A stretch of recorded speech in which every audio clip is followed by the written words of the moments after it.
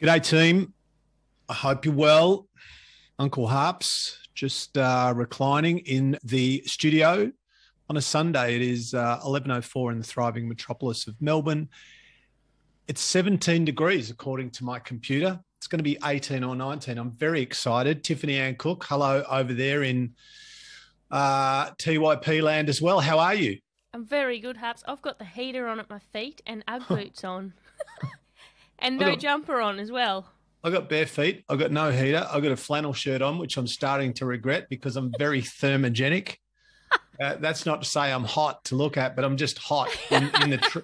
I'm not hot, but I'm hot in the literal sense of the term. Blokes get hot, eh? Like blokes, you just like little heat conductors. That's why I don't want one, because then you'd make me turn the heater off in my own house. Well, that's true. Well, unless you get a skinny bloke with no muscle, because blokes tend to be, one of the reasons is because we have more muscle mass. And not than me though. Not than muscles me. Thin. No, I aspire to have your arms and shoulders. Yeah, because you're terrifying. So what we're doing today, folks, is a little bit of Q&A between Tiff and I. So we're going to go around in circles, and we're opening a few doors on some of the things that I talk about a lot with people, or I get asked. And we thought we'd do this every, couple of times a month. We might do a Q&A and give the youngster some interviewing practice, see how she goes. She's over there at Roll with the Punches. She's about 9,000 episodes in to her own podcast and interviewing some pretty big names. Craig Harper is one. Craig Harper is one of my favourite regulars that hits the scene. No, I'm talking about not big names. I'm not talking about I'm the home brand. I'm the generic. I'm the one on the bottom shelf. All right, I'm ready. So before we go, what have you done this morning? Oh, mate, what haven't I done? I did a boxing and hit workout with a little tribe this morning. We did a 9 a.m. workout. It was about 14 or 15 of us on the call. Me carrying on. I've got a new I've ordered with my Qantas or Telstra points or something that makes me feel like it's for free. I always get gadgets. I got excited. So this is my lockdown excitement. I got this Google Home Nest thing that I get to talk to. What is that? Well, it's a speaker, and you go, I'm not going to do it because it'll make me angry. Right. You go, hey Google. I don't want to say it too loud or it'll bloody talk to me. No, do it now. Go on, say hey Google. Because I can't control it, right? And then I get upset, and then we have a conversation, and then I lose my shit with it, and then I want to throw things. So one of my guys is, Stacey made me a playlist for Spotify because I'm not good at music either. So I put that on, and then every time I talk to the speaker, it turns off, or it does the wrong thing, or it answers a question. And so there was about 10 minutes of the workout that was me yelling at the speaker and turning it off and turning it on. And then other people would say something about Google, and then that would activate my speaker through the screen. It was just a schmozzle, but it was fun. Is it like Alexa or something? Yes. Yeah, I've got one of those too. I've got one of those in the lounge room, and I've been using it lately. I hadn't used it for a while, and I thought I wouldn't mind one of those in my studio as well. And then I found out when I was changing my address with Telstra that apparently I earn Telstra points. Wow. Probably because they charge me a lot for my phone bill. So I got to get that speaker. And it seems like it's going great. So what a great acquisition. What I want is you can get those smart lights that you control with your home thing. But I'm like, I always laugh because I don't know. Hang on. You know what you just said? I've got no idea what you said. You can get one of those lights that you control with your home thing. What does that mean? What's a home thing? The Google Home. Oh, okay. So you get these smart lights, and it's a Google Home, and it's a whole smart system, and your whole house can run off it. But here's an idea. Get the fuck up and go and turn the switch on. Like, how pathetic are you? How lazy are we that we can't turn switches on and off? Oh my God. All right. Look, good point, Harps. Good point. I might turn that shit off. Take the batteries out and put that shit in the cupboard and figure it out for yourself. You got 20 computers, you got a phone, you got Google, you got everything. We're getting so lazy. All right, I'm ready. You know what my latest gadget's just done? It's just popped. Hear that alarm? I'm just being, it's my, what's it called? Garmin watch telling me in no uncertain terms that I have an abnormal high heart rate detected, and I'm sitting at my desk. So, well, hopefully I'll see out the end of this podcast. Let's get into it. You're either got an impending myocardial infarction, or you're very excited, or your Garmin watch is shit. One of those. I think I'm excited. I've got some questions for you. All right, I'm ready. All right. I thought I'd start with this idea around, because there's a lot of people thinking and rethinking business and what they do and changes. So I thought I'd ask you a question about when you had bricks and mortar business, when you had gyms and when you ran that style of a business. What were the unexpected things that you learned or that you had to do that you had no idea of, that I guess you wish you knew now?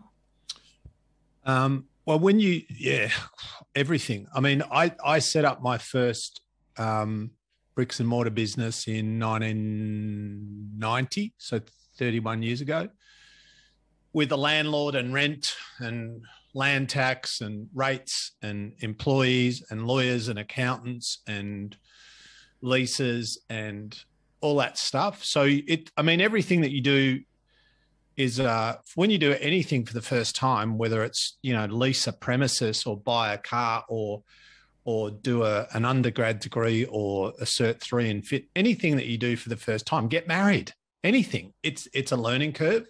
So I learned very quickly I learned how to learn. Like, that was one of the things I learned. Even though I'm a bit academic, I'm more of an experiential learner than a typical or a classic academic student. I call myself a pracademic. So I learned how to figure things out quickly. When you are the business, when the business is you, especially at the start, you have to be adaptable. You have to be practical. You have to be resourceful. You have to be solution focused. You don't have the luxury of feeling sorry for yourself. You can't, I signed a 5-year lease. It's like, no, if you crack the shits in a month and you decide you don't want it, bad luck. Like, you're in. You've just spent all the money you have in the world, which wasn't a lot, but it was a lot for me because it was all of it, right? I think I spent 32 grand setting up my first studio. And I remember now that was 31 years ago, so it was a bit of dough, but these days it's not a lot. But for me, it might as well have been $1 million. I remember at the end of everything, I opened the first day, I opened the door, I got in there, and at that stage in the whole world, I had about $200 actual dollars to my name. So you just figure it out. And I think, the difference between now and then obviously is the pandemic. So the rules are different. But let's just talk about then. So I learned very quickly how to run a business, how to manage people, how to employ people, how to fire people, how to do fundamental admin, how to resolve conflict, how to understand egos, attitudes, and personalities, and to realize that what people presented initially as a one-on-one experience with them was often not who they really were once you got to know them. For me, it was just, it was probably the fastest and the most significant year of development in my life, because I went from being an employee and being in the relative comfort and security and familiarity of that operating system to the opposite. But I think that not everybody should do that. I think you've kind of got to be, I don't know if you've got to be built for it, but you've just got to really want to do it. It's like, I don't think I'm built to do a PhD. Like, some people are really naturally Like they just do academia so effortlessly. That's not me, right? I'm like, this analytics fuck. Like I intuitively and instinctively get stuff and know stuff and understand stuff. But in a PhD, it doesn't matter what I know or think. It doesn't matter what I've seen. Doesn't matter my experience. Doesn't matter my insight. All that matters is the data and the science and interpretation of the science. All that matters is your results. And I completely understand that's exactly how it should be. And I can do it and I'm learning, but it's not a natural fit. So, yeah. And in terms of what didn't I expect? Everything. Because you don't know. I mean, you know that it's going to be uncomfortable, but it's interesting because it's simultaneously uncomfortable and exhilarating. And I think that the propensity that some of us have to constantly go, what's the safest route? What's the most comfortable route? What's the most familiar route? You know, what's the least risk?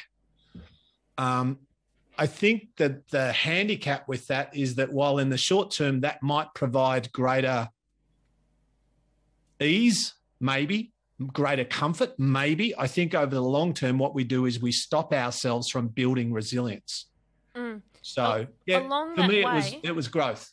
Along that, like especially that first year, were there moments where you swung right into this is terrifying and uncomfortable and I wish I didn't do it? Were there moments where you wished that you maybe weren't in it, or was it just uncomfortable but equally exhilarating?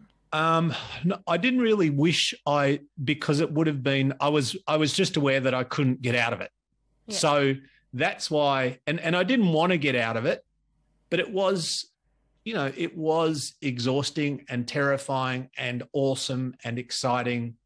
And for me, who realized at a young age that I didn't want to have a boss, that I didn't want a typical career, I didn't want a typical employment situation. I wasn't lazy. I just didn't want to work in someone else's model. I wanted to create my own model.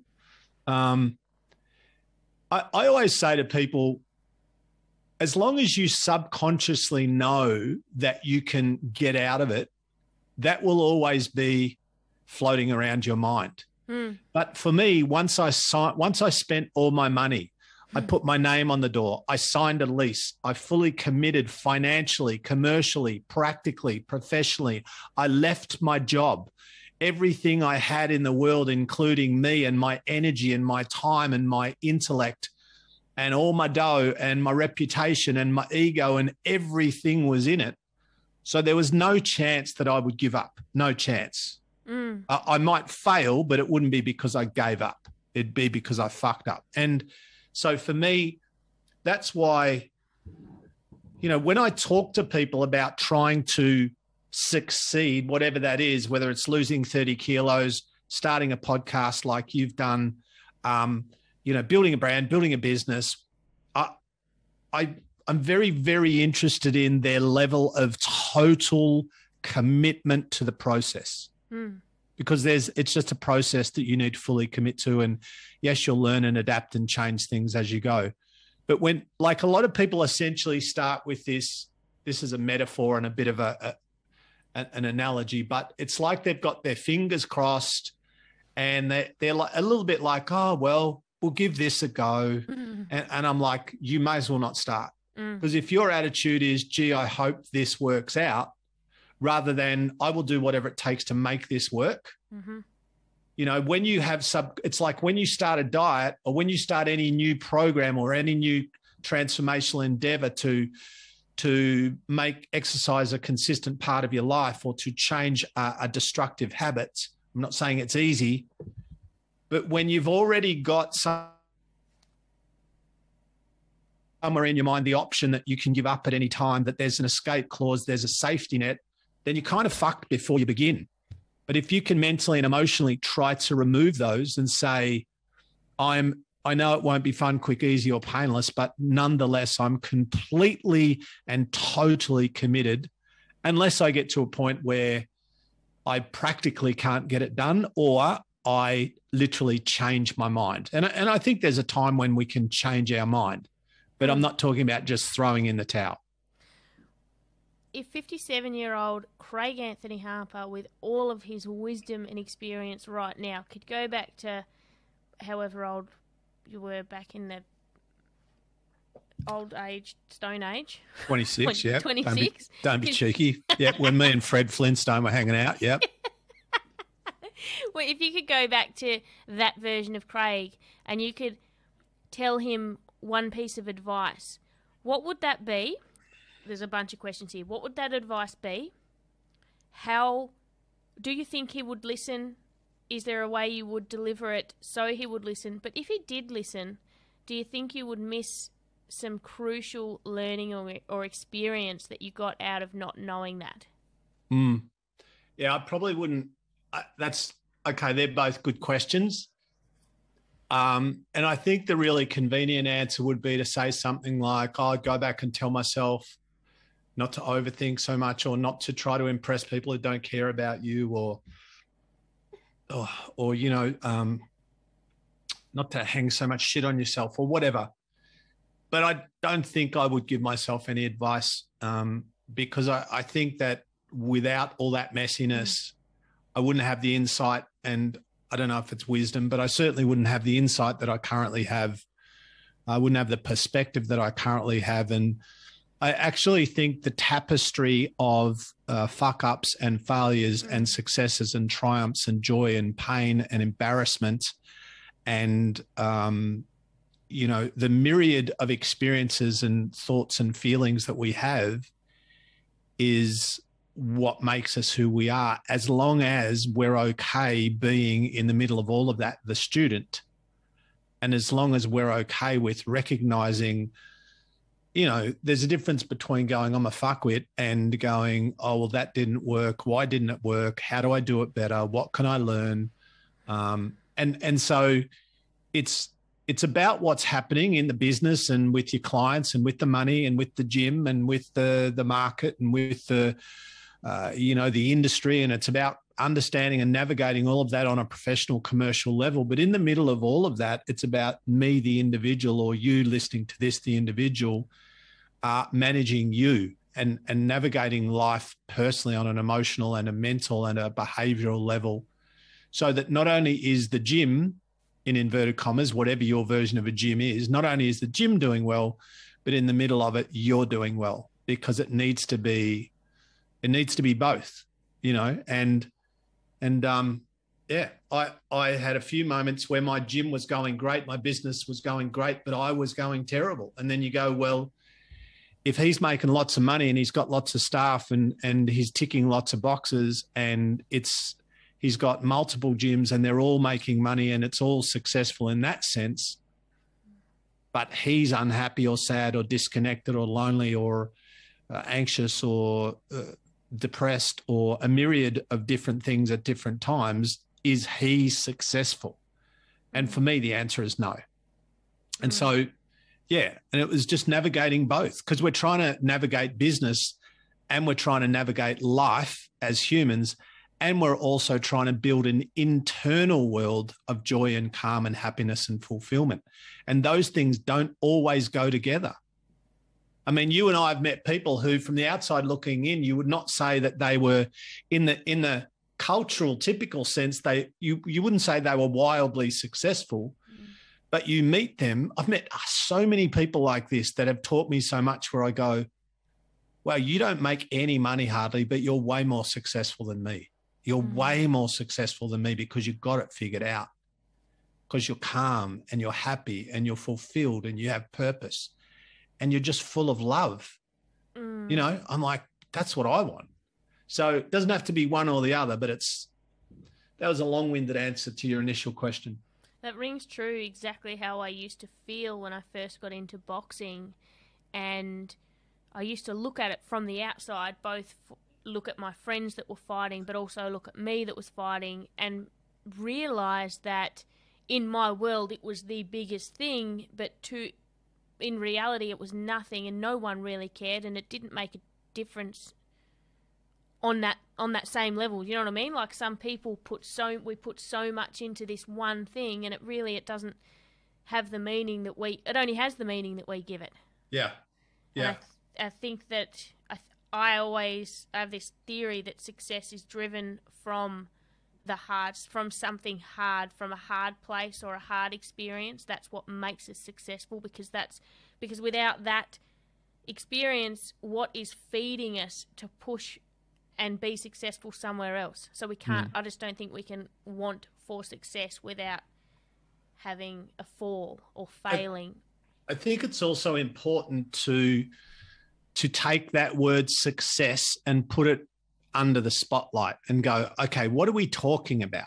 And this is a really philosophical but massively important conversation that does not take place enough. And everyone who knows me has heard it a lot because I bang on about it, but very few people do.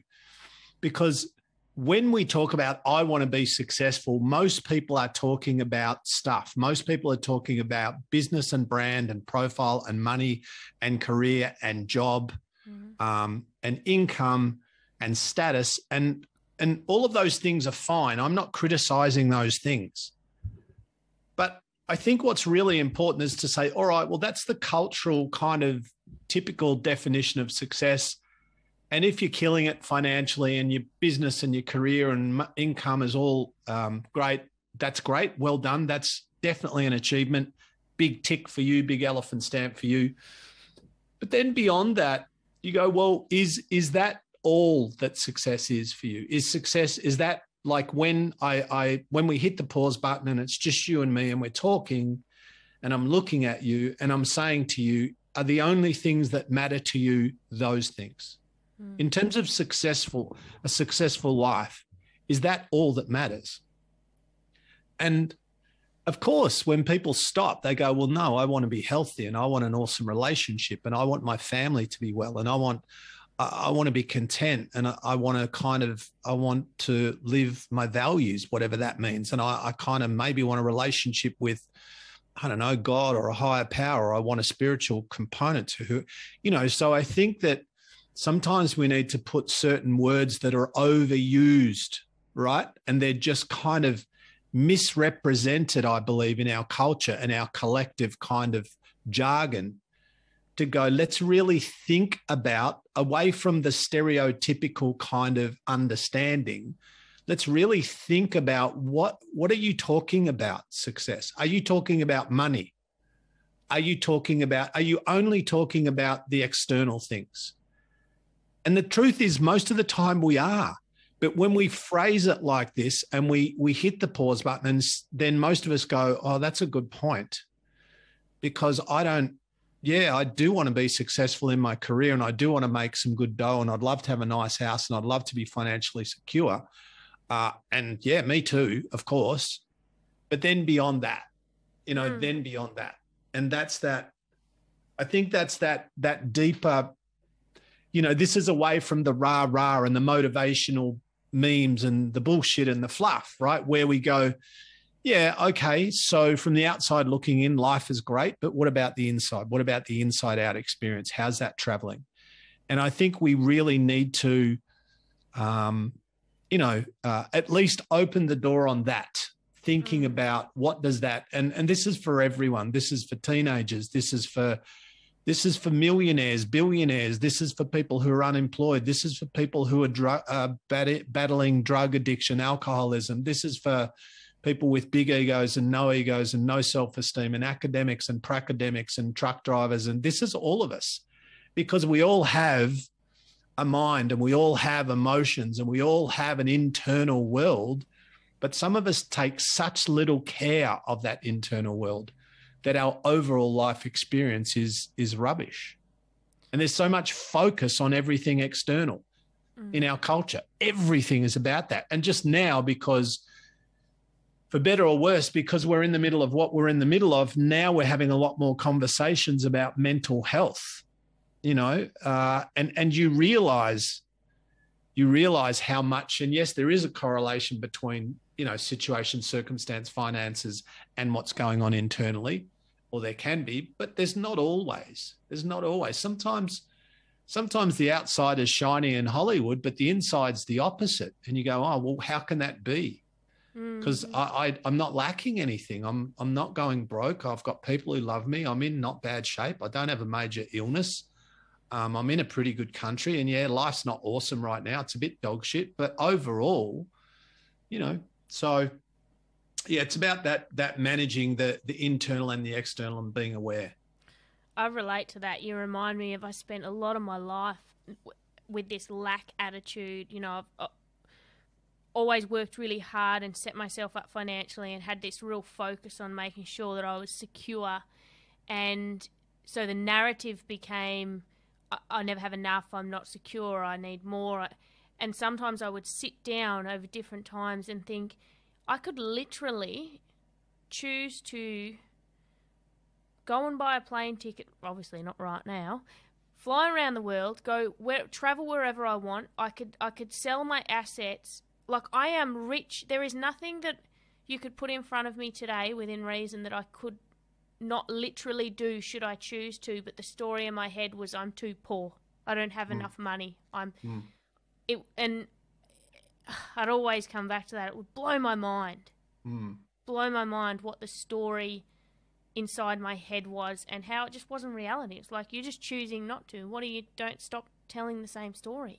And we come back to metacognition, which is a bit of self-awareness and a bit of thinking about, not just thinking about our thinking, but thinking about our stories, about our behaviors. You know, it's like, oh, and you know, we might sound quite opinionated and judgy on this. I'm not trying to, because I'm actually referring this stuff in most part back to myself. Whereas, you know, I used to spend money on things I didn't need constantly. And it wasn't really to impress people, because I didn't tell people. But I didn't always, but for a while there, when, you know, I had multiple businesses, I was making lots of money, and I'd just buy stuff I didn't need constantly, and then I wouldn't use it, or I'd get rid of it, and that was one of many things that I did that was stupid. And it's interesting when you start to become a little bit more aware of what's going on within you. Like, why do I feel like this? It's like when I was younger, and I've said this before, I had, from when I was 15 to when I was, 35, I always had a girlfriend, and I'd never not have a girlfriend, because I couldn't, the thought of being single, because I was so insecure and so fucking, you know, emotionally whatever, I always needed attention. I always needed someone to love me or like me or hug me, or, you know, I always needed that. And I remember even, you know, relationships ending where, and no disrespect to anyone, I wasn't even in love with that person, and it was the right thing to do, but still feeling anxious, because I'd almost rather be in a not very good relationship than no relationship. And then almost, you know, the same day ringing them up going, oh, why don't we just, I don't know, maybe we rethink this, and it was all about my fear and my insecurity. And we don't just do this with relationships. We do it with money. We do it with careers. And I remember, I've told this once before on the show, but I remember I can't even remember how old I was, early 30s maybe. I just arrived at this point where I thought, why am I so, despite my outward confidence and gregariousness, and yeah, I can train people, and I'm writing books, and I'm writing for a newspaper, and I'm doing all these things, but on a personal level, why do I struggle to just be alone? Why do I struggle to just be in my own company? What am I not dealing with? Because there was some fear there. And I was so fearful around something that I always needed to just numb out and go buy something, be with someone else, see a film, have a dinner, do something, be funny, go train. I was constantly distracting myself from that internal sat nav and that innate wisdom that's going, hey, fuckface, you need to deal with some shit. Like, you need to just stop running around and stop putting your head in the sand and just feel and just be, and it's okay. It's okay. And I mean, I've been single for a long time now, but then I literally did not even go and have coffee with someone for a year. Like I didn't even have a dinner with anyone. I had no dates, no nothing for a year. And I did that intentionally because I wanted to understand me. And I didn't like it for quite a while because I was lonely and because I was anxious and because it was uncomfortable. But it made me just go deeper and go, what is this about? Like, and I think one of our biggest challenges, period, is one, understanding ourselves, and what am I, not just self-awareness, not self-loathing, but then also trying to manage our mind, trying to manage I should call her. Yep. I really, and then I would start to rationalize why I should call her. Because, I was a bit, or why I needed to eat this, or why I needed to buy that, or why I needed to, like I was always telling myself stories. And it was, for me, it was like my opponent was me. And not in a super toxic way, but, and then you kind of figure stuff out and you go, well, you are lonely and you do have an ego and you are insecure and you are fearful of stuff.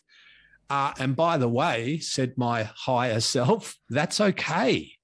It's okay. You don't have to be fucking awesome because you're not awesome. And it's so liberating when you go, by the way, I'm not awesome. I'm not bad at a few things. I'm a bit funny and I can talk, and sometimes I'm not funny, and sometimes I mix up my words, and sometimes I fuck up, and sometimes things fail. But all of it is okay.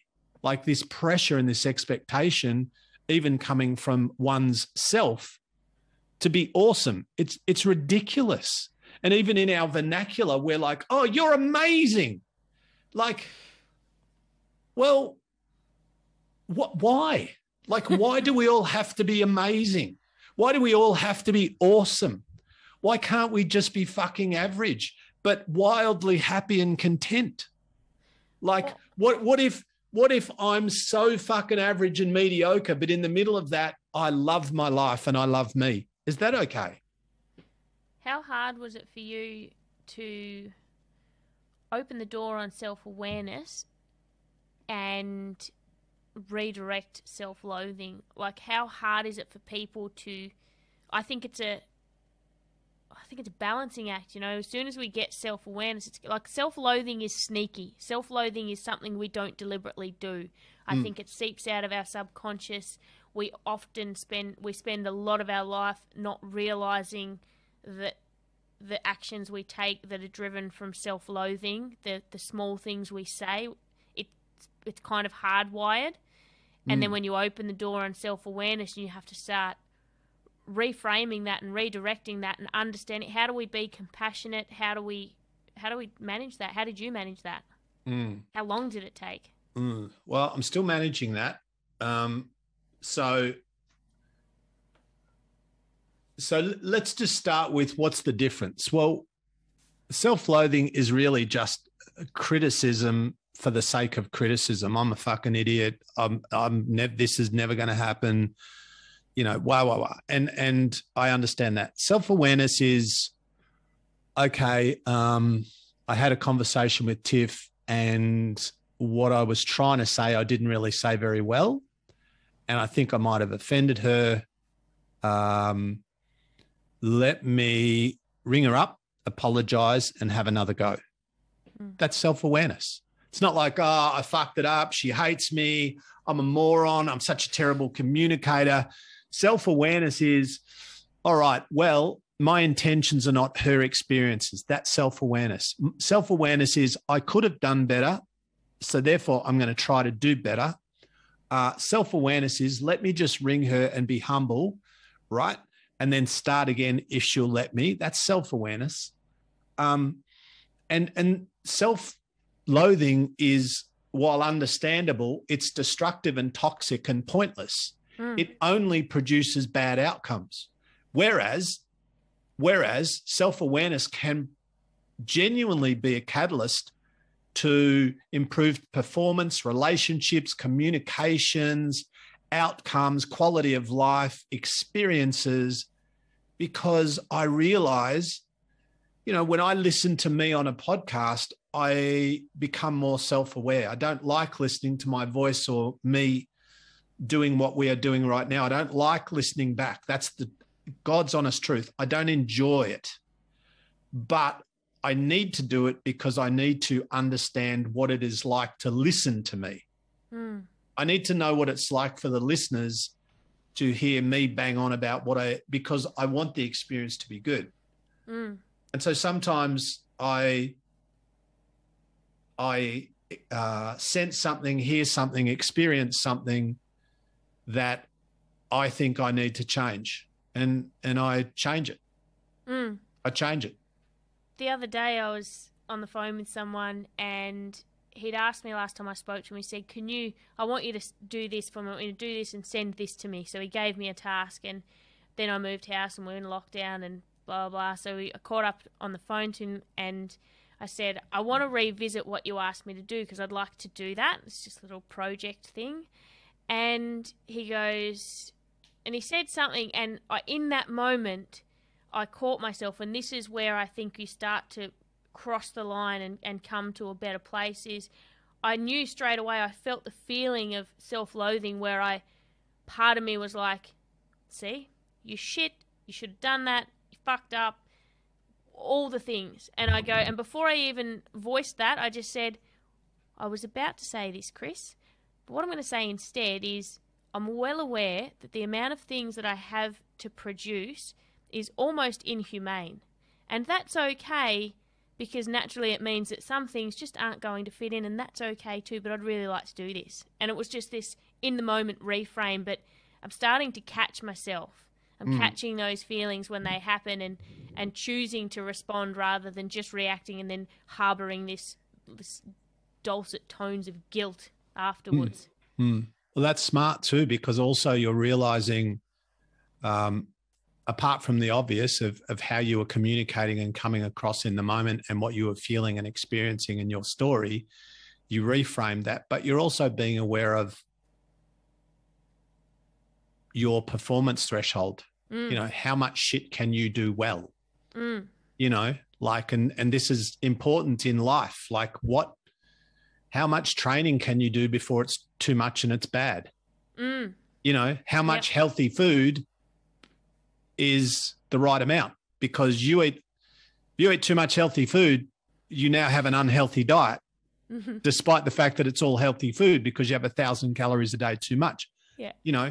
You have a job that you love, that's cool, and you can probably work more hours than average because you love it, but it gets to a point where now this is detrimental. Despite the fact that you love it, now you're not sleeping, now you're not eating well, now you're going to bed thinking about the problems you haven't solved yet. So everything, like it's everything in, not everything, but many things in life are what we call dose dependent, right? Dose dependent. So you got a headache, 1 Panadol might be fine. 15, not fine. Same thing though, different dose. Me today, 57, I go, you know what, Tiff, I might go and plod 4Ks. It's probably that's not a bad dose. I might run 5-minute Ks. I'll do 4Ks in 20 minutes. I'll get home. I'll have a bit of a stretch. I'll sit on the couch. I'll drink some water. Good dose. If I said I'm going to run 20 Ks, wrong dose. It's too much. I'll injure myself. I won't make it. I'll be dehydrated. I'll be sore for 3 weeks. I'll probably fuck my knee and my back and my hip, right? Same thing. So with most things, it's like how many, even with like when I decided to go to 7 podcasts a week, I knew that I needed you because Melissa and I were already busy. You're good. So now I go, well, how do I do 7 a week? And hopefully, for the most part, they'll be good. I don't want to produce 7 a week just to tick the 7 a week box. I want 7 awesome podcasts. Though I can't squeeze Melissa, who's already overworked, and I can't squeeze a lot more out of myself. So I go, well, I need someone who can edit, who can sit in on podcasts, who can ask questions, who can find guests, who can email people, who's got good energy, who can, do the things, right? So, but without you, 7 would not be tenable. So you just figure out what's the right dose. And that can go from anything from podcasts per week to aspirin. Let's talk about quitting. Is there a time we should quit things? How do we know? How do we navigate that? What's the dip? Because that's another thing that can be reframed good or bad and hard to navigate.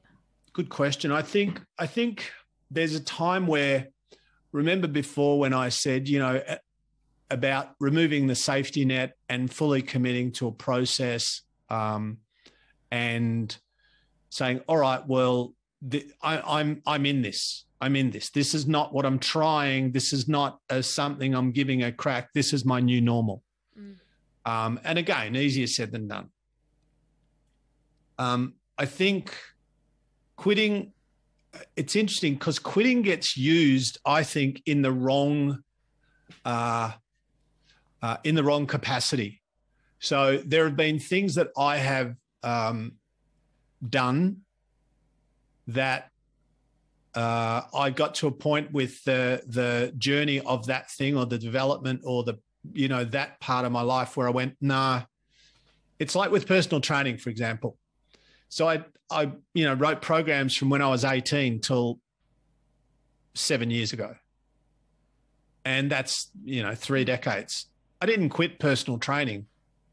I didn't quit. I got to the point where that wasn't where my energy or my focus or my heart was. So I opened new doors and started new things.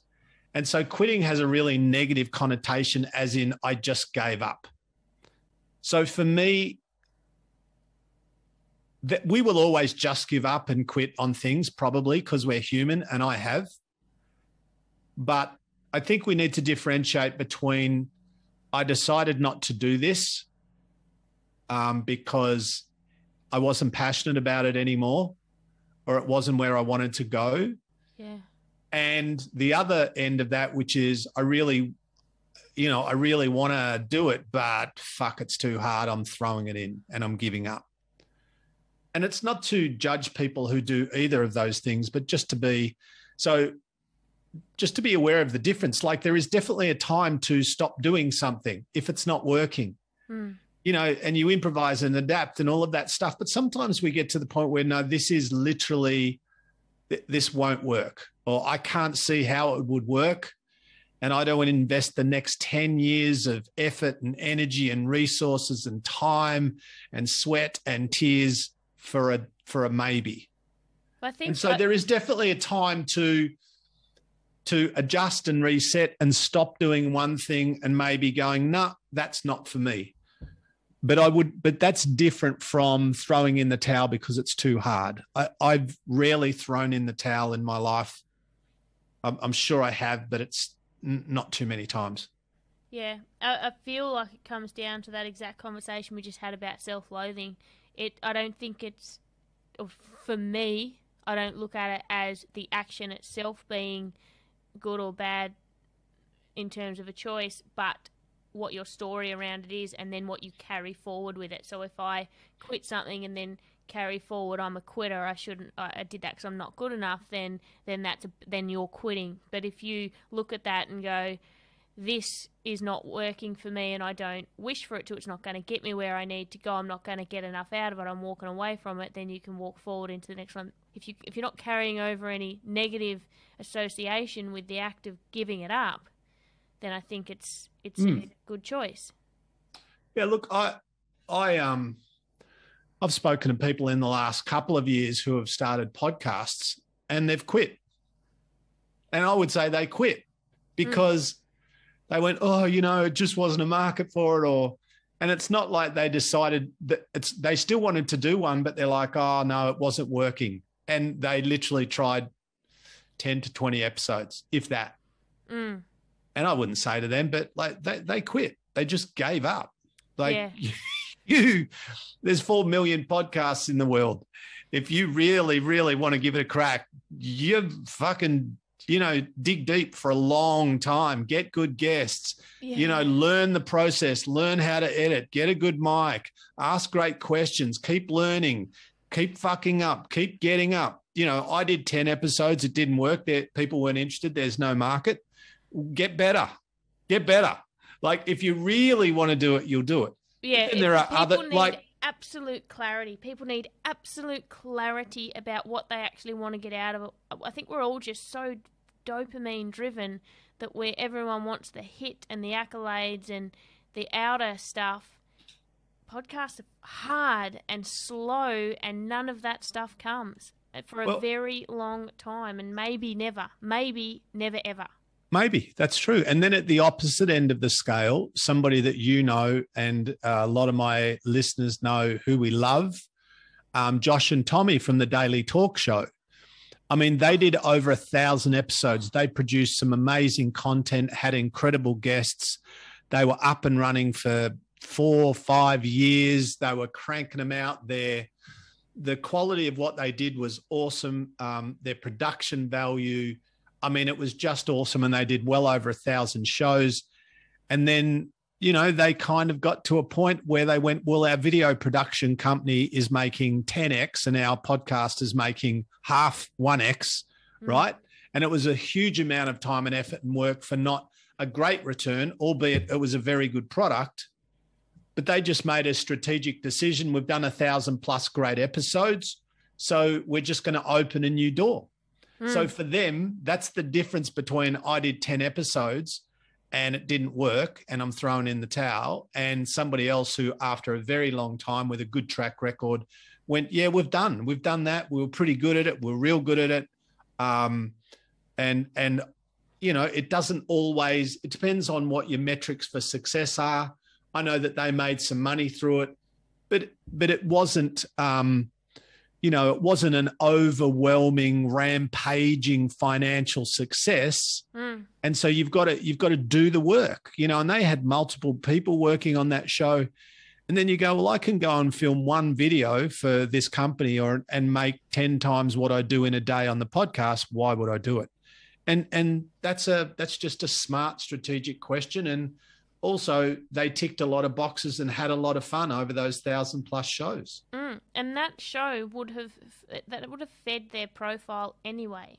It would have grown their profile. A lot of people start podcasts not to make money from them, but to feed their business, feed their profile, to put feelers out into the world and draw people into their message. Oh, that's why I do it. It's just for my ego. I don't care about anyone. I just want to be famous as fuck. I want 1 trillion followers.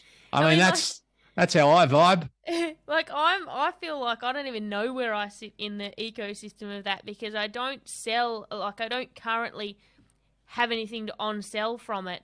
But for me, the learning and the doors that have opened, and I was talking to someone recently about it, and I said, it's just about the opportunities that I know and the skills that I know I'm developing.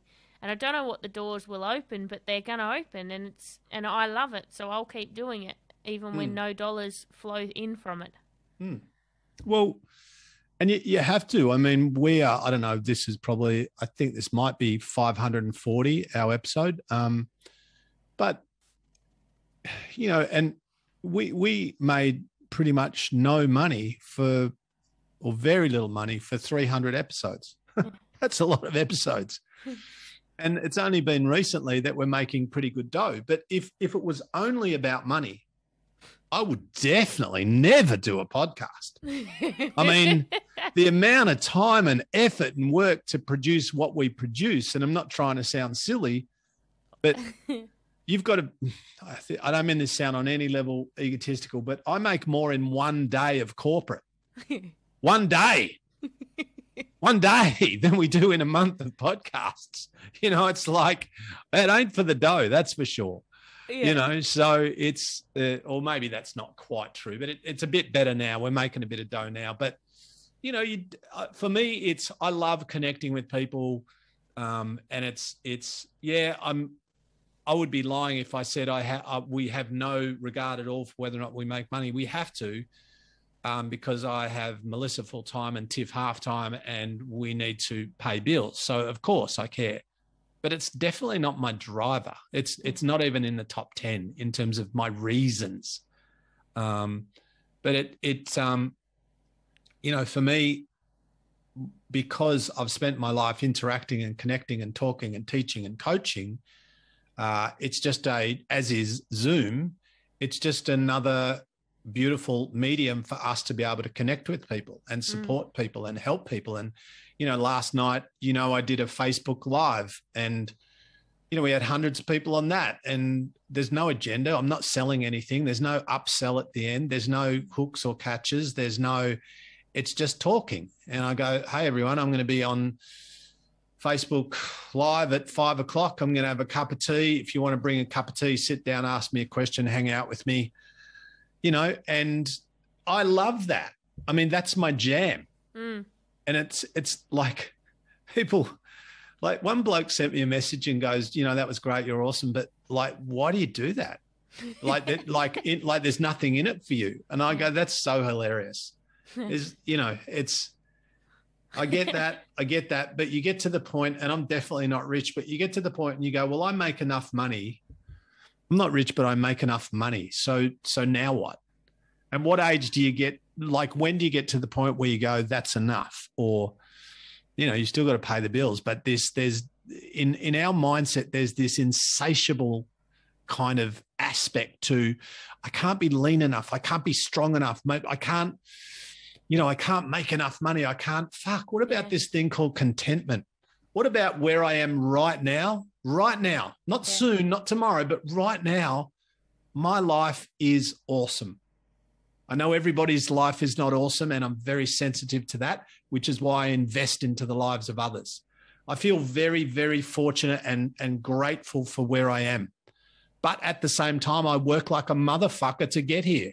Nobody handed it to me. Yeah. Like, I didn't grow up in wealth. I grew up in a relatively poor family in the country. So there's nobody handed me the golden egg, and you work for it. But now I'm in a great place and I'm very grateful. And so then you can invest into the lives of others. But that's, it's work. It's funny. One of my, actually one of your listeners too, Nicole, shout out to Nicole. She messaged me and said, with the free workouts I'm doing, she said, when are you going to do, because I do the Sunday workshops normally when we're open in real life, and she came to one of those. She goes, why don't you do an online one of those? And because I want to do it and pay for it. Why don't you launch a paid version of this? And I was like, well, I'm doing it I'm doing it every day, and I want to do it for free because I don't want another job to do. And I feel really good when I invite people to come and do this with me, because it helps me too. And it was so interesting because I thought, we're in the middle of a pandemic. I can't do my work.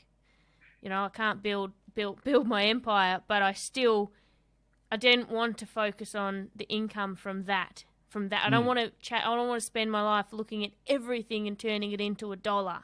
I want a balance, and I don't think you need to get rich first to have a balance. I think that we need to know that now and know that I can give to these people and something down the track will come back to me because we feel good. We do good things. And it's good to have side by side, it is good, there's nothing wrong with making money, of course. I'm a business person and all of that stuff. So, more power to you if you're making lots of dough and using it wisely, well done, or not wisely. It doesn't matter. It's your money to do what you want. But at the same time, like that internal bank balance, joy and happiness and, spiritual growth and emotional growth and mental growth and understanding and insight and wisdom and learning and excitement and joy and, and all the peaks and troughs and being okay going, I'm having a shit day, but guess what? I didn't tell you this. This is completely irrelevant, but I'm going to tell you something interesting. So last Sunday, so we're recording this Sunday. Have I told you this? I had a bad day. Did I tell you that? I felt flat. No. So I never feel flat. You know me, right? I don't always feel awesome, but I felt emotionally just like blah. And I'm like, wow, and it like part of me is like, you're Craig Harper. What the fuck are you doing? Right. I'm like giving myself a pep talk. Right. And I just felt average. I felt average. And I'm like a bit flatty, garatty. And I'm like, ugh. And then the next day, a bit better, but not awesome. Like I wasn't depressed but I just felt uncharacteristically blah for me. And I'm like, oh, that's interesting. Then on Sunday, when I was feeling blah, 3 people, right? Now, 3 people that I have not heard from for a long time sent me messages, all individually, not connected, going, yeah, you just kind of slid into my consciousness. Wow. Everything all right? How are you? Right? And I'm like, well, that's weird. Right? Then the next day, when I still felt bit there, 4 different people. Now, I'd never get one of these in a week. Then the next day, 4 different people, dudes. You know, big Josh the bodybuilder, who's been struggling and got shit going on. Yeah. Like literally sent me, I won't read it because I won't want to embarrass him, but literally sent me a message. G'day, mate. Just thought I'd tell you I love you. Is there anything I can do to help you? Right? Oh. Right. And I'm like, well, that made me cry. And then, because I'm a fucking baby.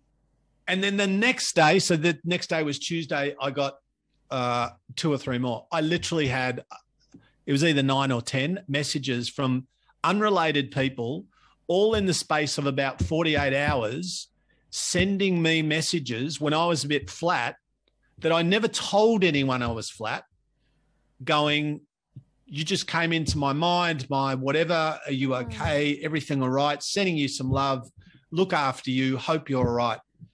And I'm like, I don't know what that is about, but now in a typical week, I would get 0 of those. I get lots of interactions, but not people going, hey, Harps, are you all right? Do you need anything?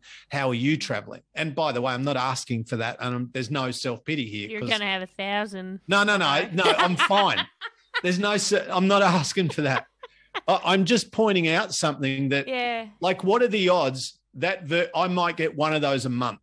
And I literally got about 10 in 48 hours when I was actually feeling rubbish. Yeah. Now, this to me, that's either just a massive coincidence or there's something that happens energetically. I can't explain it. And I know all my scientist friends will roll their eyes and go, fucking hell, Harps, I thought you were a scientist. I understand, right? But also, we had a bloke on the other day called Jeffrey Rediger, who is on the board of medicine at Harvard University. He's a medical researcher. He's a GP, or he's a medical doctor. He's a psychiatrist. He also has a master's in divinity. And we were talking about shit that was called, what was that called? Spontaneous healing and something. It was a few episodes ago. But even he, who's like the highest level academic, he's a professor at Harvard, right? Mm-hmm. We were talking, he goes, you know, there's just so much, essentially I'm harpifying this and paraphrasing. There's so much shit that we don't understand. And when we don't understand it, we just go, oh, it's woo-woo, it's bullshit. That's your imagination. And you know what? Some stuff is bullshit and some stuff is our imagination. But sometimes there is shit going on that I know, well, for me, I believe I know. That's my belief. It could be an erroneous belief, but I believe something made those people reach out to me. And it was not just some rare coincidence, because I wouldn't get 10 people in a month reach out with that kind of message. Probably not in 3 months. And then I had 10 people reach out, hadn't told anyone, hadn't told you, hadn't told Melissa, hadn't told anyone. I was just feeling shit and I was just trying to, you know, like just write it out. Don't do that next time.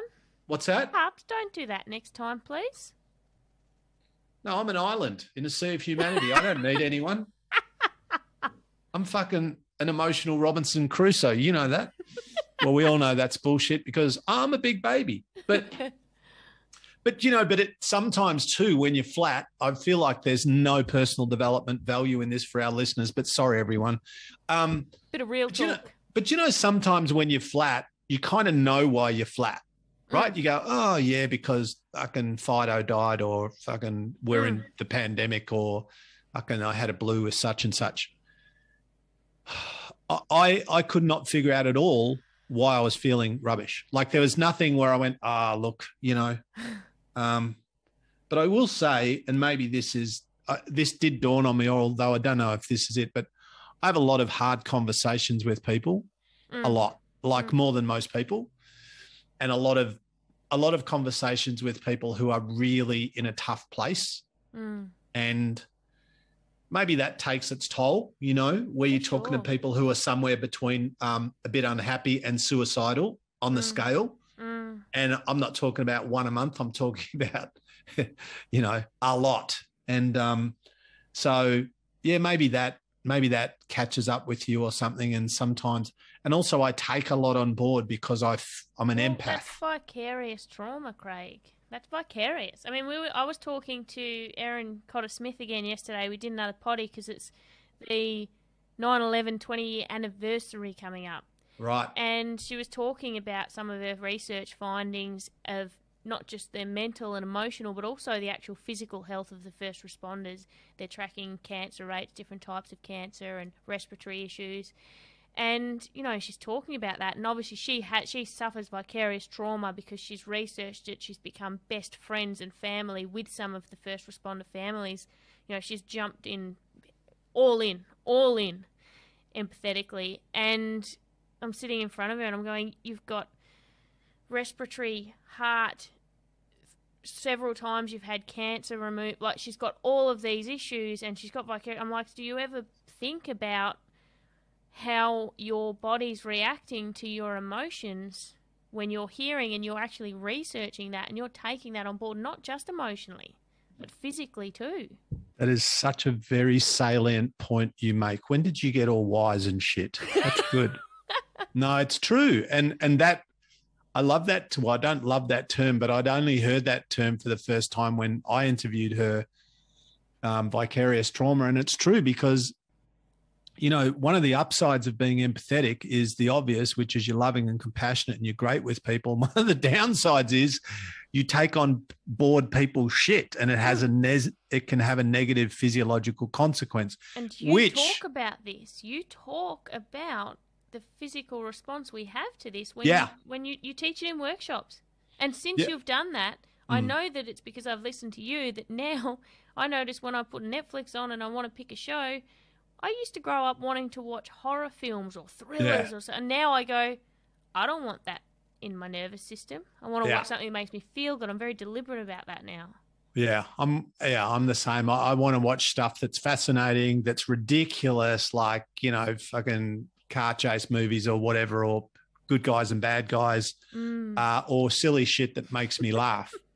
But so what we need is more sociopaths doing research. Like people who are emotionally inept doing all that hard research because they won't be bothered. Yes. Oh, there's an idea. Craig Harper proposes more sociopaths doing research into blah, blah, blah, blah. All right. Well, that's good. I had fun. Let's wind it up. They were some good questions. Thanks, Harps. Good work, you. I hope you got something out of that, everyone. It's quite therapeutic for me. I feel somewhat... It's quite cathartic. I feel a release. Oh, hang on. Is that the Holy Spirit? Descending upon me.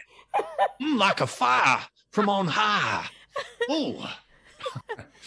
Sorry about my silliness. The whole world knew that this is what I had to put up with most of the time when I get that Pentecostal background is never far away.